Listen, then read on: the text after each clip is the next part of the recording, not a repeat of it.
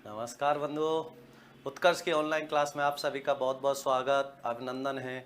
मैं सहदेव चौधरी आप सभी को नमस्कार करता हूं। पिछली कक्षा में हम बात कर रहे थे वर्ण विचार की। क्या होता है वर्ण विचार, किससे कहते हैं वर्ण विचार?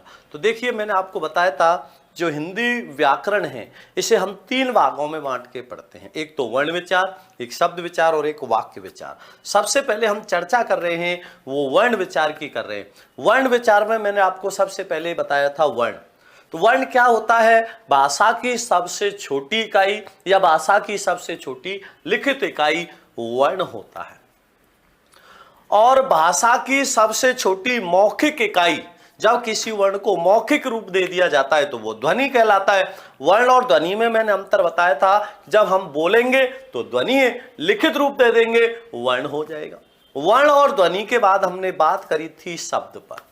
वर्णों का सार्थक समूह क्या कहलाता है? शब्द कहलाता है। जब 2 या 2 से अधिक वर्ण मिलकर कोई अर्थ का बोध कराएं, लेकिन वो अर्थ भी सार्थक होना चाहिए। उसका किसी शब्द का अर्थ कैसा होना चाहिए? सार्थक। उसे क्या कहेंगे? शब्द कहेंगे। अब मैंने कहा था कि अर्थ के आधार पर भाषा की सबसे छोटी इकाई शब्द होता है। क्यों होता है? क्योंकि अकेले वर्ण का कोई अर्थ नहीं होता। जब वर्णों को सार्थक समूह देते हैं तो शब्द बनता है। तो यहां तक हम चर्चा कर चुके थे, लेकिन मैंने आपको एक बहुत ही महत्वपूर्ण बात और बताई थी। वर्णमाला क्या होती है? वर्णमाला किसे कहते हैं? वर्णमाला। तो देखो, ध्यान से समझना। मैंने बहुत सारे फूल एक जगह इकट्ठे करके रख दिए, तो क्या आप इसको माला कह सकते हो? क्या ये माला हो सकती है? क्या नहीं। एक सुई और एक धागे के माध्यम से एक एक फूल को हमने क्या कर दिया? व्यवस्थित कर दिया। और जब इसको व्यवस्थित कर दिया तो ये क्या बन गई? माला। तो इसे क्या कहेंगे? फूल माला। तो फूलों का व्यवस्थित समूह क्या कहलाया? फूलमाला। उसी प्रकार वर्णों का व्यवस्थित समूह क्या कहलाता है? वर्णमाला कहलाता है। वर्णों का व्यवस्थित समूह, वर्णों का व्यवस्थित समूह वर्णमाला कहलाता है। वर्णों का व्यवस्थित समूह वर्णमाला कहलाता है। अब देखो अंतर क्या हुआ। वर्णों का सार्थक समूह तो क्या कहलाता है? शब्द। और वर्णों का व्यवस्थित समूह क्या कहलाता है? वर्णमाला। जैसे यहां ध्यान देना, जैसे मैंने यहां लिखा ए, आ, ई, ई। अब इन वर्णों को मैं क्या दे दूंगा? व्यवस्थित समूह दे दूंगा। जब इसको व्यवस्थित समूह दे दूंगा तो ये क्या बन जाएगा? वर्णमाला। ए के बाद में आ आता है, ई के बाद में ई आती है। जब हम इनको व्यवस्थित समूह दे देते हैं तो ये क्या कहलाता है? वर्णमाला कहलाता है। लेकिन शब्द में क्या हो रहा था? क्या का के बाद में मां आता है या मां के बाद में ला आता है? क्या नहीं। लेकिन हमने उनको सार्थक समूह दिया था तो शब्द बना था। तो ध्यान क्या रखना है? वर्णों का व्यवस्थित समूह वर्णमाला और वर्णों का सार्थक समूह शब्द कहलाता है। यह बात आपको विशेष ध्यान रखनी है।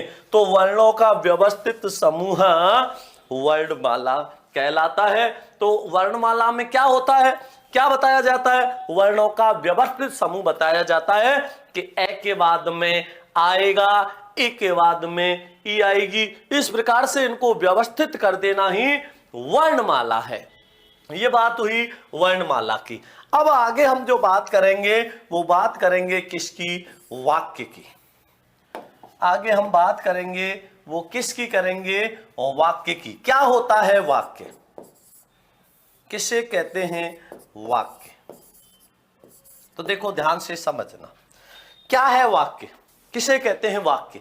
वाक्य होता है भाषा की सबसे छोटी इकाई। आपने क्या पढ़ी? वर्ण। वर्णों का सार्थक समूह क्या कहलाया? शब्द। और शब्दों का सार्थक समूह क्या कहलाता है? वाक्य कहलाता है। शब्दों का सार्थक समूह, शब्दों का सार्थक समूह क्या कहलाता है? वाक्य कहलाता है। वाक्य कहलाता है। अर्थात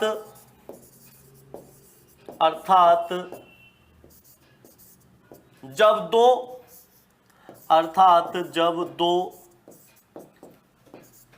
या दो से अधिक, जब दो या दो से अधिक शब्द मिलते हैं, जब दो या दो से अधिक शब्द मिलते हैं और पूरे अर्थ का बोध कराते हैं, जब दो या दो से अधिक शब्द मिलते हैं और पूरे अर्थ का बोध कराते हैं, पूरे अर्थ का बोध कराते हैं, वाक्य कहलाता है। वाक्य कहलाता है। जब दो या दो से अधिक शब्द मिले और पूरे अर्थ का बोध करा दे, क्या कहलाएगा? वाक्य। ध्यान क्या रखना है? जो विशेष ध्यान रखना है वाक्य में, वो ये ध्यान रखना है कि उसका पूरा अर्थ होना चाहिए। अगर पूरा अर्थ नहीं निकल रहा तो फिर वो वाक्य नहीं हो सकता, फिर वो वाक्यांश हो जाएगा। कैसे? जैसे समझना, मैं कहूं यदि कृष्ण बांसुरी बजाता, क्या ये वाक्य हो सकता है? क्या इससे पूरे अर्थ का बोध हो रहा है? क्या नहीं हो रहा। अगर मैं इसे ऐसे कहता कि यदि कृष्ण बांसुरी बजाता तो राधा नाचती, ये वाक्य। कृष्ण बांसुरी बजाता है, ये वाक्य। लेकिन यदि कृष्ण बांसुरी बजाता, ये वाक्य नहीं है, ये वाक्यांश है। तो जब दो या दो से अधिक शब्द मिले और पूरे अर्थ का बोध कराएं, वो क्या कहलाता है? वाक्य कहलाता है। जैसे मैंने यहां लिखा कृष्ण, जैसे कृष्ण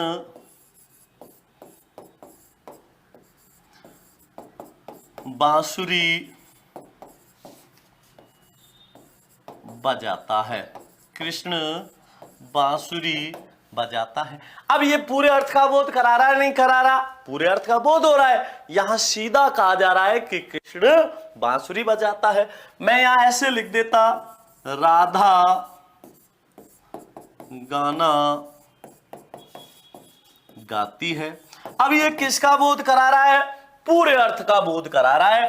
कृष्ण बांसुरी बजाता है, पूरे अर्थ का बोध हो रहा है। राधा गाना गाती है, पूरे अर्थ का बोध हो रहा है। अब ये पूरे अर्थ का बोध करा रहे दो या दो से अधिक शब्द, तो ये किस में जाएगा? वाक्य में जाएगा। तो वाक्य हो गया। तो इसमें एक बहुत महत्वपूर्ण बात भी ध्यान रखनी है। इसकी जो महत्वपूर्ण बात है वो क्या है कि दो या दो से अधिक शब्द मिलके पूरे अर्थ का बोध करा रहे, तो उसका कोई ना कोई भाव भी है। और यहां क्या भाव निकल के आ रहा है? कृष्ण के बांसुरी बजाने का और राधा के गाना गाने के भाव का बोध हो रहा है। इसलिए भावार्थ के आधार पर, विशेष में क्या लिखना है? भावार्थ के आधार पर, भावार्थ के आधार पर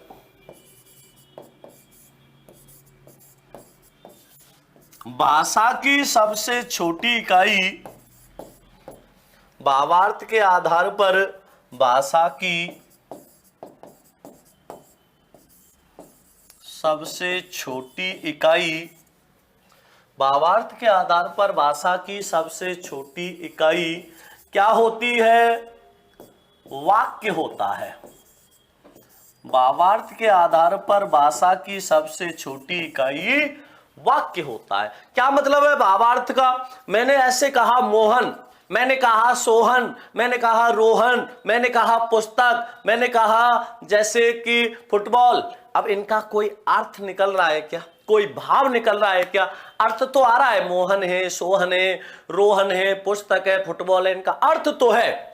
लेकिन कोई भावार्थ है क्या, कोई भाव है क्या, कोई भाव नहीं है। लेकिन मैंने यहां लिखा कि कृष्ण बांसुरी बजाता है, राधा गाना गाती है, तो यहां कृष्ण के बांसुरी बजाने का भाव बोध कराया जा रहा है और राधा के गाना गाने के भाव का बोध करा रहा है। इसलिए भावार्थ के आधार पर भाषा की सबसे छोटी इकाई क्या होगी, भावार्थ के आधार पर भाषा की सबसे छोटी इकाई वाक्य होता है। इस बात का आपको विशेष ध्यान रखना है। अब यहां कई बात निकल के आई, क्या क्या बात निकल के आई ध्यान से समझना। अब इन सबको मैं एक साथ लिख रहा हूं। देखो, सबसे पहले लिखा भाषा की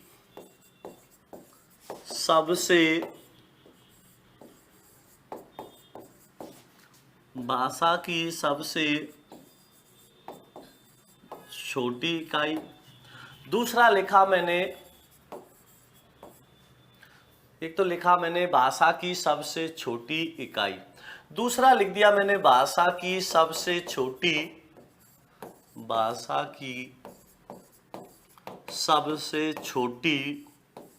ये सारी बातों को मैं एक साथ लिख रहा हूं जिससे कि आप कंफ्यूज ना रहो। भाषा की सबसे छोटी लिखित इकाई, भाषा की सबसे छोटी लिखित इकाई। इसके आगे लिखा मैंने भाषा की सबसे छोटी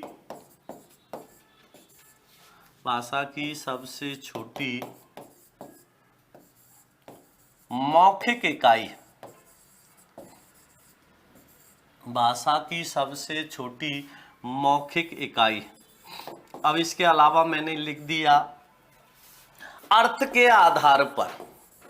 आगे क्या लिखा, अर्थ के आधार पर, अर्थ के आधार पर भाषा की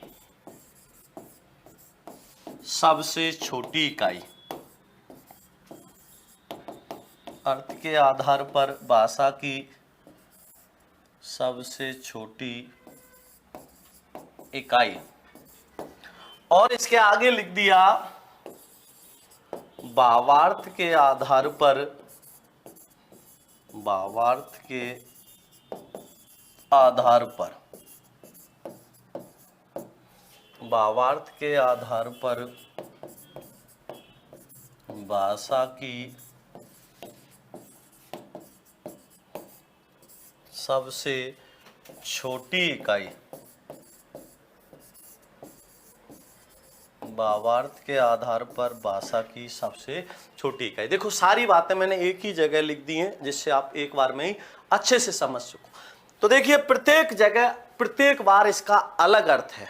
मैंने लिखा भाषा की सबसे छोटी इकाई, ना तो लिखित लिखा ना मौखिक लिखा, तो सीधा इसका उत्तर होगा वर्ण। बिल्कुल भी ध्वनि मत कर देना, अर्थ इसका वर्ण आएगा। भाषा की सबसे छोटी इकाई, उत्तर होगा वर्ण। दूसरा पूछ लिया भाषा की सबसे छोटी लिखित इकाई पूछे तब भी वर्ण होगा। अगर भाषा की सबसे छोटी मौखिक इकाई पूछ ले, मौखिक इकाई पूछता है, तो मौखिक इकाई क्या होगी, ध्वनि होगी। मौखिक रूप से तो ध्वनि होती है और लिखित रूप से वर्ण होता है। अब बात आ जाए अर्थ के आधार पर, तो अर्थ के आधार पर भाषा की सबसे छोटी इकाई क्या होती है, शब्द होती है, क्योंकि शब्द का ही अर्थ होता है, वर्ण अकेले का कोई अर्थ थोड़ी है। तो अर्थ के आधार पर शब्द है। लेकिन बात करें अगर भावार्थ की, तो अकेले शब्द का कोई भाव नहीं होता। मोहन कोई भाव है क्या, पुस्तक कोई भाव है क्या, बच्चा कोई भाव है क्या, नहीं। लेकिन इसको जब वाक्य में प्रयोग करेंगे तो कोई ना कोई भाव आएगा। और भावार्थ के आधार पर भाषा की सबसे छोटी इकाई क्या होता है, वाक्य होता है। भावार्थ के आधार पर भाषा की जो सबसे छोटी इकाई होगी वो क्या होगा, वाक्य होगा। तो ये सब बातें आपको विशेष ध्यान रखनी है। अर्थ हो, भावार्थ हो या सीधा पूछे, प्रत्येक का आपको ध्यान रखना है। अब आपको हर चीज मैंने एक साथ यहां लिख दी व्यवस्थित, तो आपको ये कंफ्यूजन नहीं होनी चाहिए। ये बात आपको विशेष ध्यान रखनी है। अब हम बात करेंगे आगे वाक्यांश की। वाक्य तक चर्चा हम कर चुके हैं, अब बात करेंगे वाक्यांश की। क्या होता है वाक्यांश, क्या अर्थ है वाक्यांश का, तो आपको नाम से ही पता लग रहा होगा, वाक्य धन अंश। अंश का मतलब होता है भाग या हिस्सा। वाक्य का एक भाग है, एक हिस्सा है, पूरा वाक्य नहीं है, उसका एक हिस्सा है। तो पूरे अर्थ का बोध नहीं कराएगा तो वाक्यांश होगा, और पूरे अर्थ का बोध हो रहा है तो वाक्य होगा। तो वाक्यांश क्या होता है, वाक्य का एक अंश होता है, वाक्य का एक भाग होता है। तो वाक्यांश क्या होगा, वाक्य धन अंश होगा, वाक्य का एक भाग होगा, वाक्य का भाग। तो क्या परिभाषा होगी, जब दो या दो से अधिक शब्द, पहले एक बार इसकी परिभाषा लिखो फिर समझना। जब दो या दो से अधिक शब्द, जब दो या दो से अधिक शब्द मिलते तो हैं, मिलते तो हैं, जब दो या दो से अधिक शब्द मिलते तो हैं परंतु पूरे अर्थ का बोध नहीं करा पाते हैं, परंतु पूरे अर्थ का बोध नहीं करा पाते हैं, नहीं करा पाते हैं। जब दो या दो से अधिक शब्द मिलते तो हैं परंतु पूरे अर्थ का बोध नहीं करा पाते हैं, वाक्यांश कहलाता है। क्या कहलाता है, वाक्यांश कहलाता है। क्या कहलाएगा, वाक्यांश कहलाएगा। क्यों, क्योंकि देखो दो या दो से अधिक शब्द मिल तो रहे लेकिन पूरे अर्थ का बोध ही नहीं हो रहा। जब पूरे अर्थ का बोध नहीं हो रहा तो फिर वो वाक्य नहीं हो सकता, क्योंकि वाक्य में पूरे अर्थ का बोध होना आवश्यक है। नहीं हो रहा तो फिर वाक्यांश कहलाता है। जैसे जैसे समझना, जैसे मैंने यहां पर लिख दिया, यदि कृष्ण बांसुरी बजाता, यदि कृष्ण बांसुरी बजाता। अब क्या ये पूरे अर्थ का बोध करा रहा है क्या, क्या इससे पूरे अर्थ का बोध हो रहा है क्या, नहीं हो रहा। यदि कृष्ण बांसुरी बजाता ये वाक्यांश है, यदि कृष्ण बांसुरी बजाता तो राधा नाचती, ये क्या है, वाक्य है। लेकिन यदि कृष्ण बांसुरी बजाता ये वाक्यांश है, क्योंकि हम पूरे अर्थ का बोध कर ही नहीं पा रहे। इसी प्रकार मैंने यहां लिख दिया, ईश्वर पर विश्वास करने वाला। अब बताइए ये ईश्वर पर विश्वास करने वाला वाक्य है या वाक्यांश है, ईश्वर पर विश्वास करने वाला वाक्य होगा या वाक्यांश। तो जाहिर सी बात है ईश्वर पर विश्वास करने वाला कौन, कुछ भी पता लग रहा है क्या, नहीं लग रहा।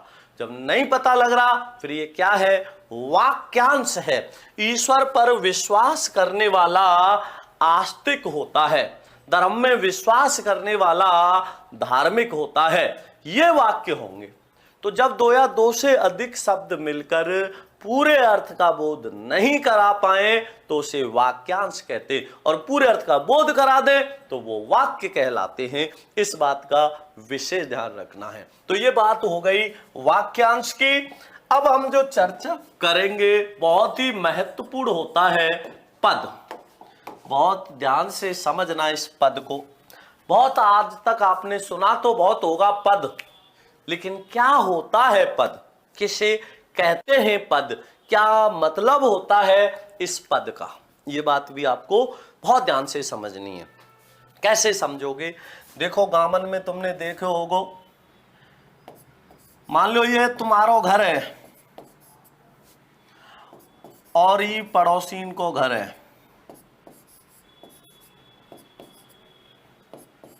बहुत ध्यान से समझना इसको।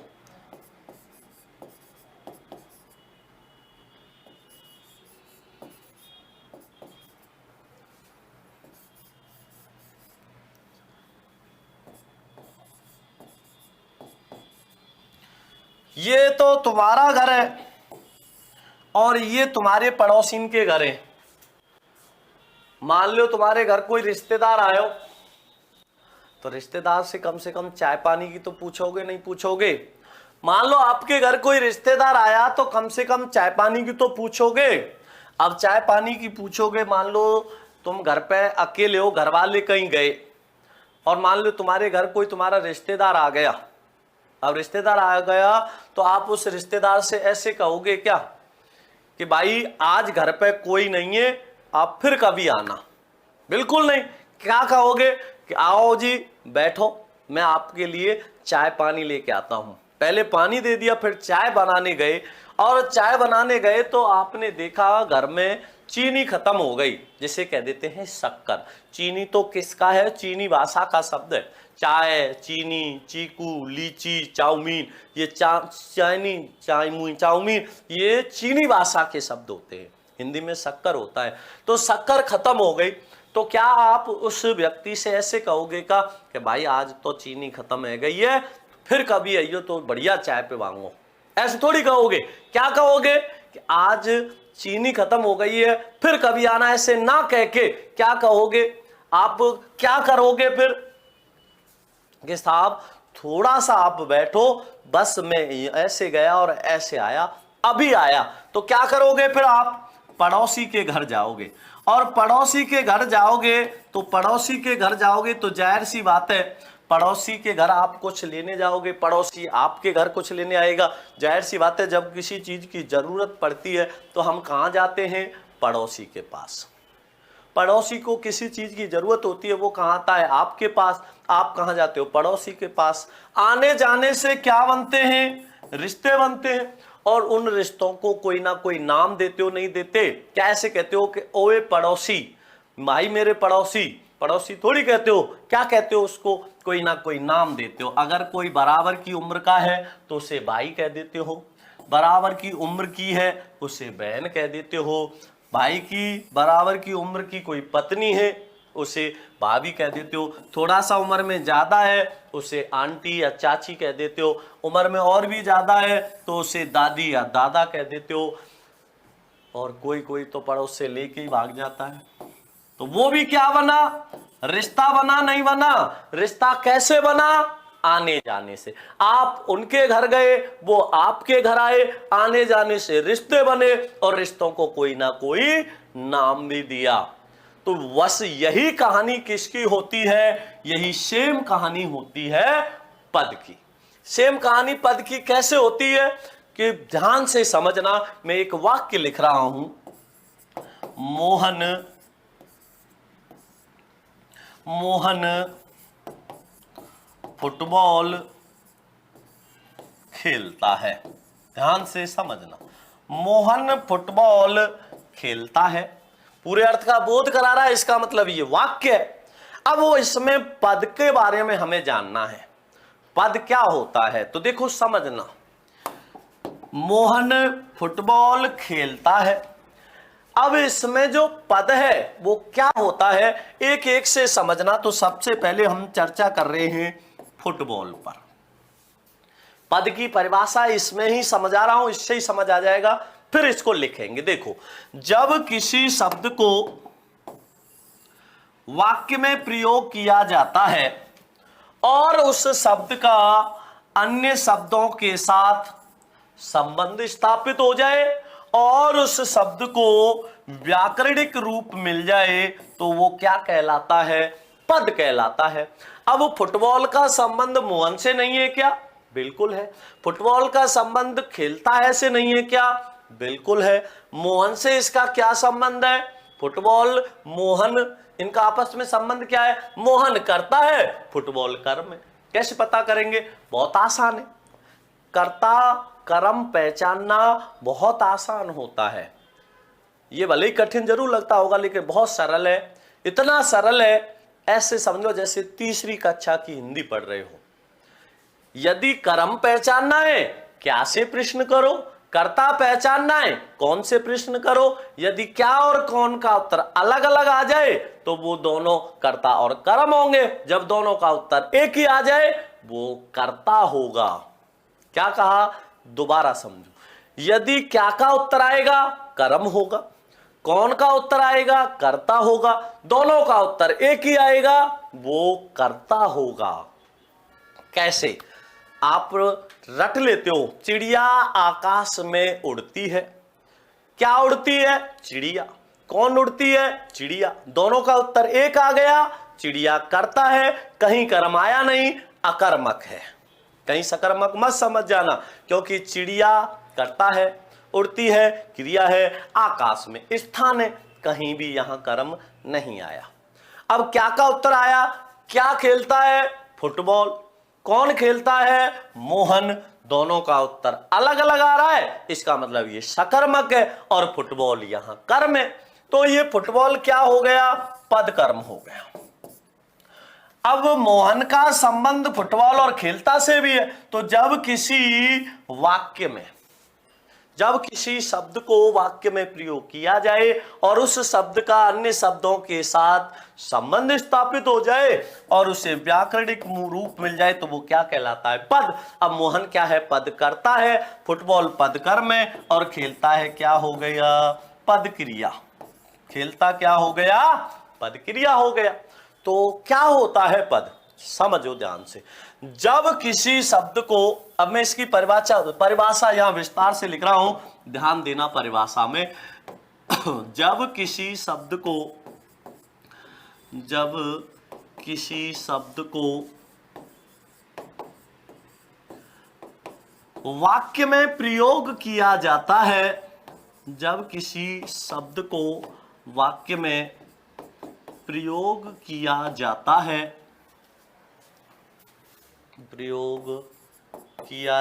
है और उस शब्द का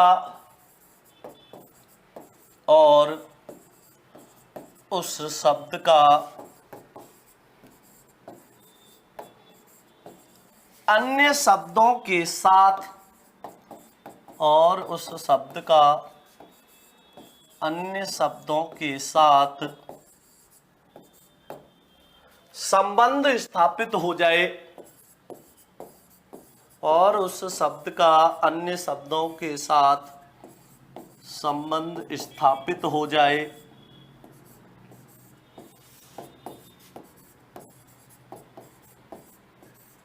तथा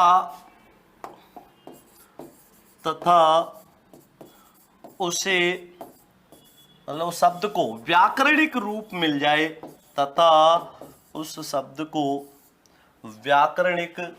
तथा उसे व्याकरणिक रूप मिल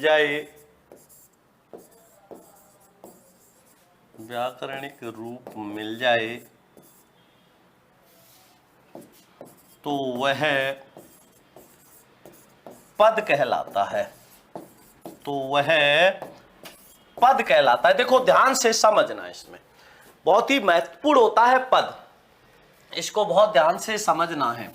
लाइन थोड़ी टेढ़ी हो गई, सीधा करके लिख रहा हूं। रूप मिल जाए तो वह पद कहलाता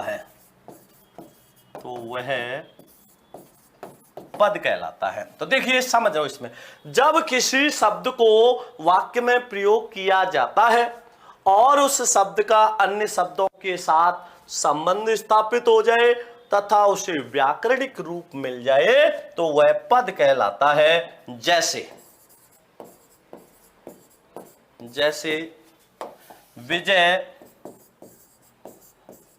विजय अखबार पढ़ता है। विजय अखबार पढ़ता है। विजय अखबार पढ़ता है। क्या पढ़ता है? अखबार। कौन पढ़ रहा है? विजय अखबार पढ़ता है। तो क्या पढ़ता है? अखबार। कौन पढ़ता है? विजय। तो यहां पर विजय क्या है? करता है।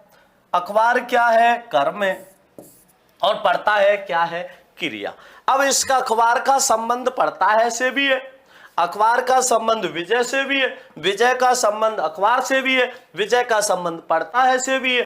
तो जब किसी शब्द को वाक्य में प्रयोग किया जाता है और उस शब्द का अन्य शब्दों के साथ संबंध स्थापित हो जाए और उसे व्याकरणिक रूप मिल जाए तो वो क्या कहलाता है? पद। अब ये कौन सा पद है? कर्म है। इसे क्या कहेंगे? पद कर्म। क्या कहलाएगा? पद। विजय क्या कहलाएगा? पदकर्ता कहलाएगा। व्याकरणिक रूप दे दिया, इसको नाम भी दे दिया, तो ये क्या हो गया? पदकर्ता। ये क्या हो गई? पद क्रिया। इसे क्या कहेंगे? पद क्रिया। तो ध्यान क्या रखना है कि जब किसी शब्द को वाक्य में प्रयोग किया जाए और उस शब्द का अन्य शब्दों के साथ संबंध स्थापित हो जाए और उसे व्याकरणिक रूप मिल जाए तो वो पद कहलाता है। तो ये बात हो गई पद की। अच्छा, फिर पद और शब्द में क्या अंतर है? ये बात भी तो महत्वपूर्ण है। कैसे कि ये तो विजय है, अखबार है, पढ़ता है, और ये फिर इसमें शब्द और पद में क्या अंतर हुआ? आपने पद मान लियो, इसको विजय को पद मान लिया, अखबार को पद मान लिया, पढ़ता है को भी पद मान लिया। ये पद कर्म है, ये पद करता है, ये पद क्रिया है। फिर शब्द क्या है? तो ध्यान से समझो शब्द और पद में क्या अंतर होता है। बहुत ही महत्वपूर्ण बात है, ये बात बहुत ही ध्यान से समझने की है। शब्द और पद में अंतर विशेष। तो शब्द और पद में क्या अंतर होता है, विशेष जो नोट करके हमें लिखना है वो क्या लिखना है, वो ध्यान से समझो। मान लो कोई शब्द अकेला आया, मान लो मोहन अकेला आया, तो ये मोहन क्या है? शब्द है। मोहन अकेला आया तो मोहन शब्द है। लेकिन इसी मोहन को मैं अगर वाक्य में प्रयोग कर दूं, मोहन पुस्तक पढ़ता है, मोहन पुस्तक पढ़ता है। अब ये मोहन क्या है? यहां मोहन अकेला आया तो हमने इसको क्या कहा? शब्द का। लेकिन जब ये मोहन वाक्य में प्रयोग कर दिया, अब ये मोहन क्या होगा? पद होगा। तो क्या अंतर है शब्द और पद में? समझिए। यदि कोई शब्द अकेला आ रहा है तो वह शब्द है, लेकिन जब वही शब्द वाक्य में प्रयोग किया जा रहा है तो वो शब्द पद कहलाता है। ध्यान रखना, यदि मोहन अकेला आया तो मोहन शब्द है, जब मोहन को वाक्य में प्रयोग कर दिया तो अब ये मोहन क्या बन गया? पद बन गया। तो शब्द से ही पद बनता है वाक्य में प्रयोग होकर। वाक्य में प्रयुक्त होकर शब्द किसका रूप धारण कर लेता है? पद का। तो मैं यहां लिख रहा हूं, ध्यान देना। जब किसी शब्द को अकेला प्रयोग किया जाता है, जब किसी शब्द को अकेला प्रयोग किया जाता है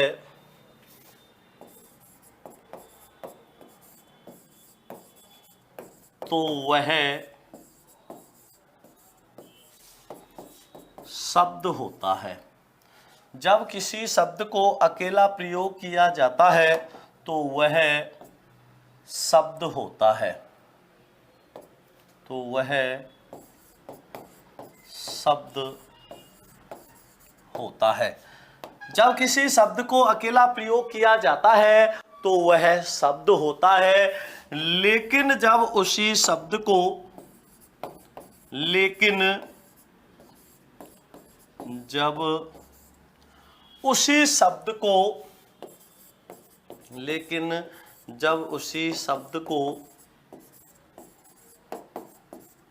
वाक्य में प्रयोग किया जाता है, जब उसी शब्द को वाक्य में प्रयोग किया जाता है तो वह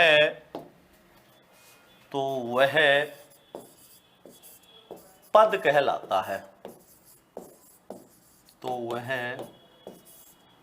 पद कहलाता है। तो समझ आया नहीं आया? तो ध्यान दो, अगर कोई शब्द अकेला आया तो वो शब्द है, लेकिन जब वही शब्द वाक्य में प्रयुक्त हो गया तो वह पद कहलाता है। जैसे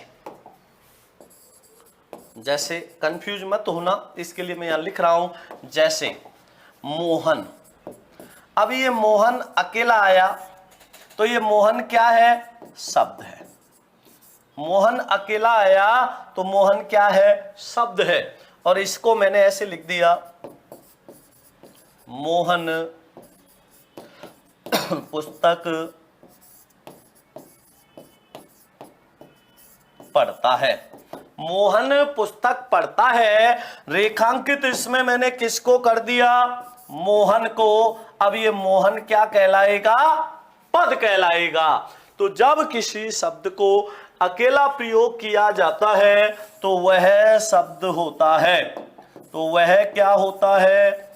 शब्द होता है। लेकिन जब उसी शब्द को वाक्य में प्रयोग कर दिया जाता है तो वह शब्द किसका रूप धारण कर लेता है? पद का रूप धारण कर लेता है। इस बात का आपको विशेष ध्यान रखना है। यह बात आपको विशेष रूप से पता होनी चाहिए, ध्यान रखना इस बात का। तो ये किसकी चर्चा करी है हमने अभी? पद की। तो शब्द और पद में अंतर समझ आ गया? किसी प्रकार की कोई कंफ्यूजन तो नहीं है? तो ध्यान क्या रखना है? कोई शब्द अकेला आया है वह शब्द है, वो शब्द वाक्य में प्रयुक्त हो गया, पद हो गया। ध्यान रखना। अब आगे हम जो बात करेंगे वो करेंगे हल या हलंत की। अब ये हल कौन सा नहीं है? ये हल या हलंत कौन सा नहीं है? ये हल या हलंत ना तो गणित का हल है, ना मेरे प्रिय आपके प्रिय भगवान श्री कृष्ण के बड़े भाई बलदाऊ का हल है, जिनका हथियार बलदाऊ था, वो था हल था बलदाऊ का। तो ये हल कौन सा है? प्रत्येक व्यंजन वर्ण किसके सहयोग से बोला जाता है? आप अच्छे से जानते हो, प्रत्येक व्यंजन वर्ण किसके सहयोग से बोला जाता है? स्वर के सहयोग से। जब व्यंजन में से स्वर को अलग कर देते हैं तो वह व्यंजन कैसा हो जाता है? अधूरा हो जाता है। और इस अधूरेपन को दर्शाने के लिए इसके नीचे एक तिरछी रेखा खींचते हैं, और तिरछी रेखा सीधे हाथ की तरफ खींची जाएगी, हल या हलंत होगा। और अगर रेखा उल्टे हाथ की तरफ खींच दी तो वो र हो जाता है। ये बात भी आपको ध्यान रखनी है। तो प्रत्येक व्यंजन वर्ण किसके सहयोग से बोला जाता है? स्वर के सहयोग से। जब व्यंजन में से स्वर को अलग कर देंगे तो वो व्यंजन कैसा हो जाएगा? अधूरा हो जाएगा। तो इस अधूरेपन को दर्शाने के लिए उसके नीचे क्या खींचते हैं? तिरछी रेखा। यही तिरछी रेखा क्या कहलाती है? हल या हलंत कहलाती है। हल धन अंत वर्ण के अंत में जुड़ता है, इसलिए इसको हलंत। तो कैसे लिखेंगे इसको? समझिए। प्रत्येक व्यंजन वर्ण, प्रत्येक व्यंजन वर्ण, प्रत्येक व्यंजन वर्ण स्वर के सहयोग से बोला जाता है। प्रत्येक व्यंजन वर्ण स्वर के सहयोग से बोला जाता है। स्वर के सहयोग से बोला जाता है। जब व्यंजन में से, जब व्यंजन में से स्वर को अलग कर दिया जाता है, प्रत्येक व्यंजन वर्ण स्वर के सहयोग से बोला जाता है। जब व्यंजन में से स्वर को अलग कर दिया जाता है, कर दिया जाता है, तो वह व्यंजन, तो वह व्यंजन अधूरा हो जाता है। तो वह व्यंजन अधूरा हो जाता है। तो वह व्यंजन अधूरा हो जाता है। इस अधूरेपन को, इस अधूरेपन को, इस अधूरेपन को दर्शाने के लिए इस अधूरेपन को दर्शाने के लिए व्यंजन के नीचे, इस अधूरेपन को दर्शाने के लिए व्यंजन के नीचे तिरछी रेखा खींची जाती है। तिरछी रेखा खींची जाती है।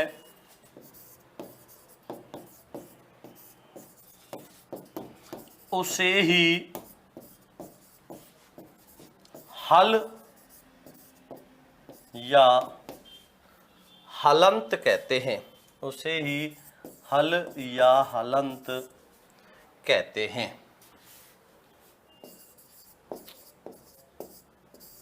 व्यंजन के नीचे जो तिरछी रेखा खींची जाती है उसे ही क्या कहते हैं? हल या हलंत कहते हैं। तो प्रत्येक व्यंजन वर्ण किसके सहयोग से बोला जाता है? स्वर के सहयोग से। जब व्यंजन में से स्वर को अलग कर देते हैं तो वो व्यंजन कैसा हो जाता है? अधूरा। इस अधूरेपन को दर्शाने के लिए उसके नीचे क्या खींच देते हैं? एक तिरछी रेखा। यही तिरछी रेखा क्या कहलाती है? हल या हलंत। जैसे मैंने यहां लिखा क। अब इस का में से हम किसको अलग कर दें? क। अब इस का में से ए को अलग कर दिया तो ये व्यंजन कैसा हो गया? अधूरा। और इस अधूरेपन को दर्शाने के लिए इसके नीचे क्या खींच दी? ये तिरछी रेखा। मैंने यहां पर लिख दिया जैसे कि। अब इस कै में से क्या निकल गई? ई निकल गई। तो इसके लिए इसके नीचे क्या खींच दी? तिरछी रेखा। और ये तिरछी रेखा क्या कहलाएगी? हल या हलंत कहलाएगी। तो प्रत्येक व्यंजन वर्ण किसके सहयोग से बोला जाता है? स्वर के सहयोग से। जब व्यंजन में से स्वर को अलग कर देते हैं तो वो व्यंजन कैसा हो जाता है? अधूरा। इस अधूरेपन को दर्शाने के लिए उसके नीचे जो तिरछी रेखा खींची जाती है, लेकिन किधर? सीधे हाथ की तरफ, उसे क्या कहते हैं? हल या हलंत कहते हैं। तो ये बात भी आपको विशेष ध्यान रखनी है। ये बात किसकी करी है हमने अभी? हल या हलंत की। अच्छे से समझ आ गया होगा, कोई कंफ्यूजन नहीं होगा। एक होता है शिरोरेखा। प्रत्येक वर्ण को लिपिबद्ध करने के लिए उस वर्ण के ऊपर जो सीधी रेखा खींची जाती है उसे शिरोरेखा कहते हैं। सिर के ऊपर रेखा। तो वर्ण को लिपिबद्ध करने के लिए उसके ऊपर जो सीधी रेखा खींची जाती है उसे शिरोरेखा कहते हैं। इसका आप अच्छे से जानते हो। अब हम बात करेंगे वर्ण के। हमने वर्ण विचार पढ़ रहे हैं तो इसके दो भेद थे। वर्ण के दो भेद कौन कौन से थे? एक तो स्वर था और एक व्यंजन था। एक तो स्वर और एक व्यंजन। देखो क्या होते हैं स्वर, क्या होते हैं व्यंजन, क्या अंतर होता है स्वर और व्यंजन में? ये बात बहुत ध्यान से समझना। परिभाषा रटनी नहीं है, कोई भी समझनी है। समझ गए तो परिभाषा याद हो जाएंगी। तो देखो क्या होता है स्वर, क्या होता है व्यंजन, क्या अंतर होता है स्वर और व्यंजन में? तो देखिए स्वर और व्यंजन में जो अंतर होता है बस एक ही अंतर होता है और वो होता है नहीं का। स्वर और व्यंजन में जो अंतर होता है वो किसका अंतर होता है? नहीं का। कैसे होता है नहीं का अंतर? ध्यान से समझना। मैंने आपको अभी बताया था प्रत्येक व्यंजन वर्ण किसके सहयोग से बोला जाता है? स्वर के सहयोग से। और स्वरों के उच्चारण में किसी के सहयोग की आवश्यकता होती है क्या? बिल्कुल नहीं होती। स्वतंत्र उच्चारित होने वाली ध्वनियां हैं। तो देखो मैं दोनों की परिभाषा में अंतर बताऊंगा, वो होगा नहीं का। स्वर की परिभाषा में नहीं जोड़ दो, व्यंजन की परिभाषा बन जाएगी। और व्यंजन की परिभाषा में नहीं जोड़ दो, स्वर की परिभाषा बन जाएगी। तो कैसे करेंगे इसका समझना। क्या अंतर है? तो नहीं का अंतर है। तो देखो वे वर्ण जिनके उच्चारण में किसी अन्य वर्ण के सहयोग की आवश्यकता नहीं होती, स्वर होती है। व्यंजन किसका अंतर आया? नहीं का। आया नहीं आया? समझो, दोबारा से सुनो। वे वर्ण जिनके उच्चारण में किसी अन्य वर्ण के सहयोग की आवश्यकता नहीं होती, स्वर होती है। नहीं, क्या अंतर आया? नहीं का। दूसरी परिभाषा सुनो। स्वतंत्र रूप से उच्चारित होने वाली ध्वनियां स्वर कहलाती हैं और स्वतंत्र रूप से उच्चारित नहीं होने वाली ध्वनियां व्यंजन कहलाती हैं। अर्थात स्वरों के सहयोग से उच्चारित होने वाली ध्वनियां, स्वरों के सहयोग से उच्चारित होने वाली ध्वनियां व्यंजन है और स्वतंत्र रूप से उच्चारित होने वाली ध्वनियां स्वर हैं। किसका अंतर आया? नहीं का। अब एक तीसरी परिभाषा सुनो, हम जो कुछ भी बोलते हैं उसमें सबसे पहले क्या सक्रिय होते हैं? फेफड़े। क्या काम होता है फेफड़ों का?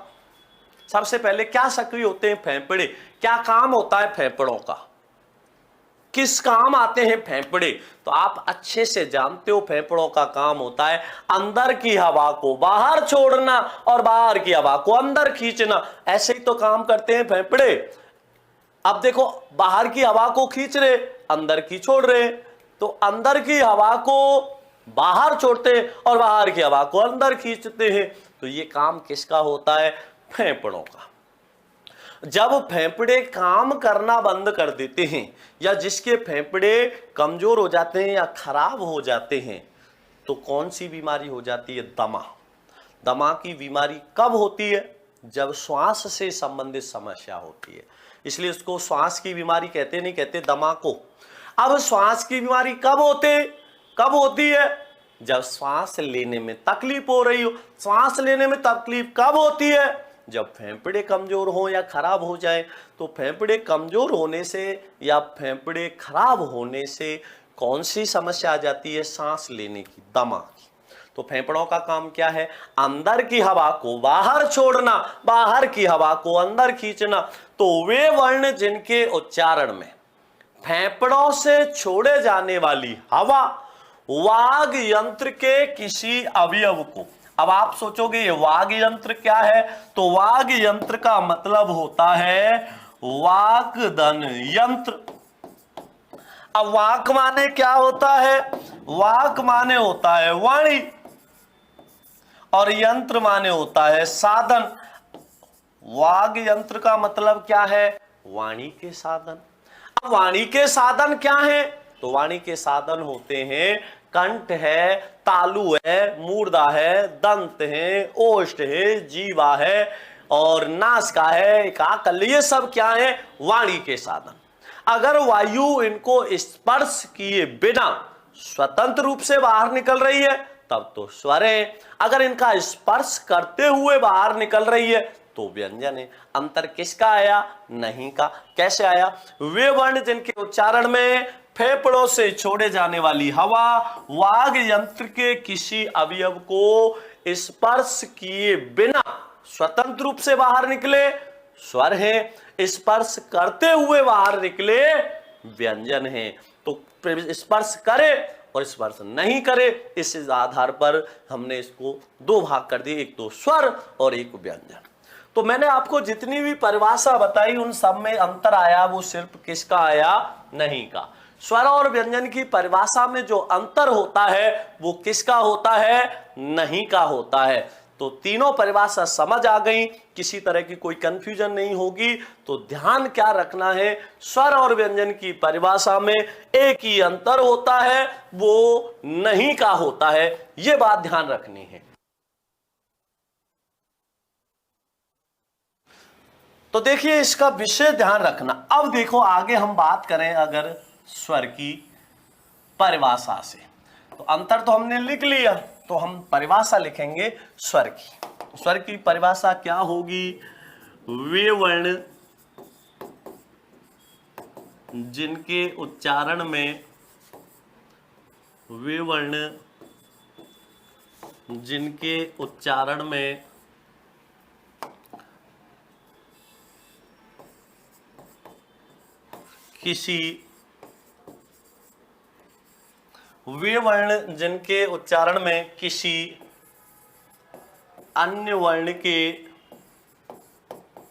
किसी अन्य वर्ण के सहयोग की,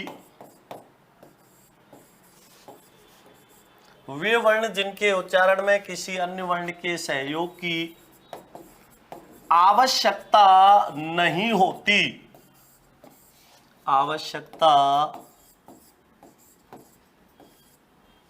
नहीं होती, अर्थात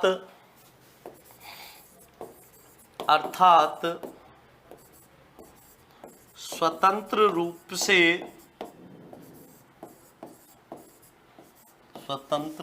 से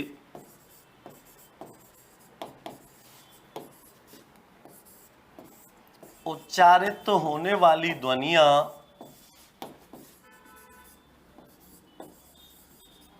वे वर्ण जिनके उच्चारण में किसी अन्य वर्ण के सहयोग की आवश्यकता नहीं होती, अर्थात स्वतंत्र रूप से उच्चारित होने वाली ध्वनियां स्वर कहलाती हैं। स्वतंत्र रूप से उच्चारित होने वाली ध्वनियां स्वर कहलाती हैं। तो यहां दो परिभाषा हमने एक साथ लिख दी। पहली है वे वर्ण जिनके उच्चारण में किसी अन्य वर्ण के सहयोग की आवश्यकता नहीं होती, अर्थात स्वतंत्र रूप से उच्चारित होने वाली ध्वनियां स्वर कहलाती हैं। अब इसके अलावा एक परिभाषा और लिख रहा हूं, अथवा दूसरी परिभाषा है वे वर्ण जिनके उच्चारण में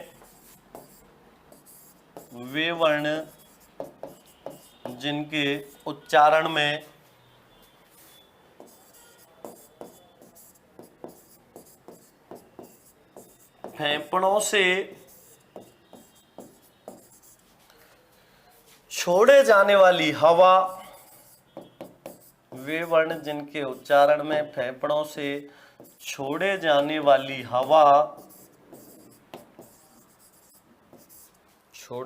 वाली हवा वाग यंत्र के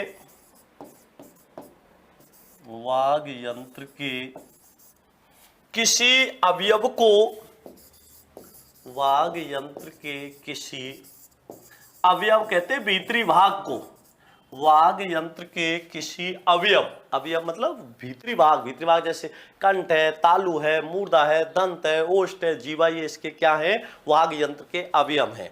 तो वे वर्ण जिनके उच्चारण में फेफड़ों से छोड़े जाने वाली हवा वाग यंत्र के किसी अवयव को स्पर्श किए बिना स्वतंत्र रूप से, वाग यंत्र के किसी अवयव को स्पर्श किए बिना स्वतंत्र रूप से बाहर निकल जाती है, स्वतंत्र रूप से बाहर निकल जाती है,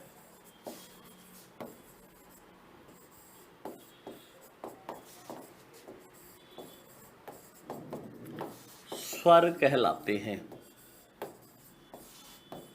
स्वर कहलाते हैं। तो अभी जो हमने परिभाषा लिखी वो कितनी परिभाषा लिखी हैं? 3 परिभाषा। तीनों परिभाषा आपको अच्छे से समझ आ गई होंगी, किसी प्रकार की कोई कंफ्यूजन नहीं होगी। तो स्वर की परिभाषा कौन कौन सी है? वे वर्ण जिनके उच्चारण में किसी अन्य वर्ण के सहयोग की आवश्यकता नहीं होती, अर्थात स्वतंत्र रूप से उच्चारित होने वाली ध्वनियां स्वर कहलाती हैं। एक परिभाषा और है, वे वर्ण जिनके उच्चारण में फेफड़ों से छोड़े जाने वाली हवा वाग यंत्र के किसी अवयव को स्पर्श किए बिना स्वतंत्र रूप से बाहर निकल जाती है,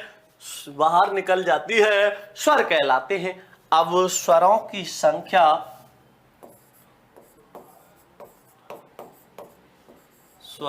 संख्या कितनी होती है? स्वरों की संख्या 11 होती है। कितने होते हैं स्वर? 11। स्वरों की संख्या कितनी होती है? 11 होती है। अब 11 स्वर कैसे कैसे होते हैं आपको ये पता होना चाहिए। स्वरों की हिंदी वर्णमाला में स्वरों की संख्या 11 होती है और संस्कृत में स्वरों की संख्या 13 होती है। हिंदी वर्णमाला में जो 11 स्वर होते हैं वो कौन कौन से होते हैं इसका भी आपको ध्यान रखना है। तो जो 11 स्वर हैं वो कौन कौन से हैं? तो देखो, ए, आ, ई, दीर्घी, उ, ऊ, री, ए, आई, ओ और औ। तो स्वरों की संख्या कितनी है? 11 होती है। 11 स्वर कौन कौन से होते हैं? ये 11 स्वर होते हैं। अब इसमें जो एक री आ रही है, ये हिंदी वर्णमाला की नहीं, ये संस्कृत व्याकरण की होती है। लेकिन इसका प्रयोग हिंदी में क्यों किया जाता है? क्योंकि बहुत सारे शब्द ऐसे हैं जो संस्कृत भाषा के हैं और हिंदी में ज्यों के त्यों प्रयुक्त किए जा रहे हैं। तो उन शब्दों के कारण वे शब्द अगर री से युक्त हैं तो वो तत्सम या संस्कृत भाषा के ही होंगे।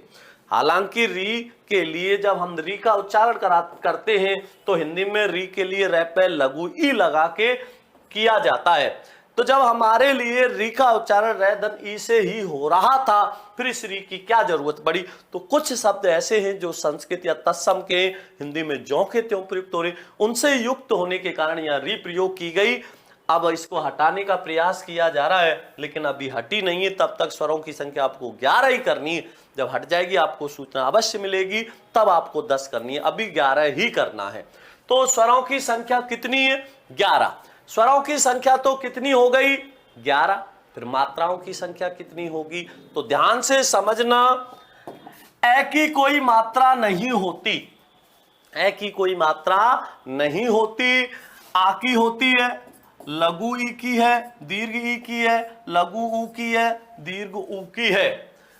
लघु ऊ की मात्रा होती है, दीर्घ ऊ की मात्रा होती है। री की मात्रा भी होती है। री की क्या कैसी? री ए की होती है, आई की भी होती है। आई की मात्रा कैसे लगती है? ऐसे लगती है। ओ की मात्रा कैसे लगती है? ये ओ की मात्रा है और ये औ की मात्रा है। तो ये तो आ की थी, ये ई की है, ये दीर्घ ई की, लघु ऊ, दीर्घ ऊ। तो स्वरों की संख्या तो कितनी है? 11। मात्राओं की संख्या कितनी है? 10। स्वरों की संख्या तो कितनी लिखी? 11। मात्राओं की संख्या कितनी है? 10। क्यों? क्योंकि ए की कोई मात्रा नहीं होती। ए की कोई मात्रा नहीं होती। बस ये व्यवहार में प्रयोग करने के लिए इसका प्रयोग करते हैं, व्यवहार में काम लेने के लिए ए की मात्रा नहीं होती है। देखो कैसे। तो यहां पर एक विशेष करके लिख रहा हूं जिसका आपको ध्यान रखना है। विशेष हिंदी वर्णमाला में, हिंदी वर्णमाला में स्वरों की संख्या कितनी होती है? हिंदी वर्णमाला में स्वरों की संख्या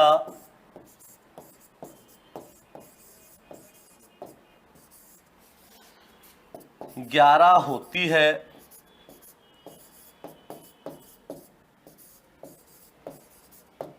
लेकिन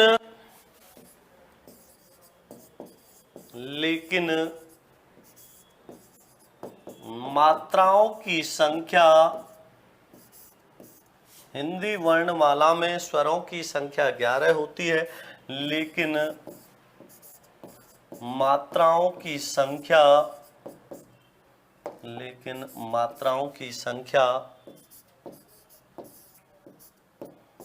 10 होती है। लेकिन मात्राओं की संख्या 10 होती है क्योंकि ए की कोई मात्रा नहीं होती। ए की कोई मात्रा नहीं होती। तो हिंदी वर्णमाला में स्वरों की संख्या तो कितनी है? 11। और मात्राओं की संख्या कितनी होती है? 10, क्योंकि ए की कोई मात्रा नहीं होती। तो ये बात भी आपको अच्छे से समझ आ गई होगी, किसी प्रकार का कोई कंफ्यूजन तो नहीं रहा होगा, अच्छे से समझ आ गया होगा। तो याद रखना, अगर आपसे प्रश्न पूछे कि हिंदी वर्णमाला में स्वरों की संख्या कितनी है, 11, मात्राओं की संख्या कितनी है, 10, कौन सी नहीं होती, ए की मात्रा, ए की कोई मात्रा नहीं होती, इसलिए हमने इसकी संख्या कितनी रखी है, 10 रखी है। तो स्वरों की संख्या तो कितनी है, 11, और मात्राओं की संख्या कितनी है, 10। क्यों? क्योंकि ए की कोई मात्रा होती नहीं है। तो यहां तक समझ आ गया होगा, किसी भी भाई बहन को किसी प्रकार की कोई कंफ्यूजन नहीं होगी। तो अभी हमने जो चर्चा करी है वर्ण विचार से संबंधित कुछ महत्वपूर्ण बातों पर, इसके आगे चर्चा करेंगे अगली कक्षा में। तो आज के लिए इतना ही काफी है। सभी भाई बहनों को एक बार फिर से मेरी तरफ से नमस्कार, धन्यवाद, राधे राधे।